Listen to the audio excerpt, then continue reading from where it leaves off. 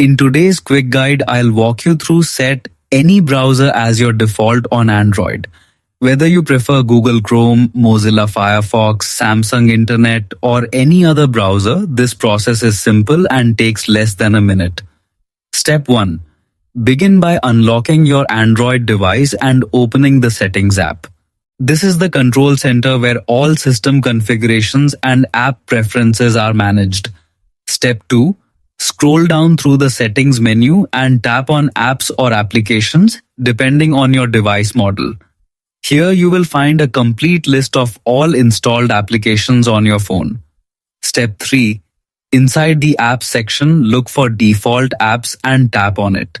This is where your phone determines which apps are used automatically for core functions like browsing, calling, and messaging. Step 4.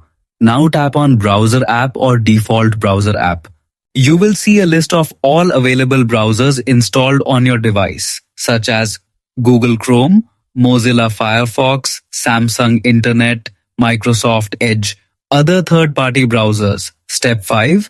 To change your default browser, simply tap on your preferred option. For example, select Firefox if you wanted to handle all your web links. Once selected, the system will automatically save your preference. That's it. Your default browser has been successfully updated.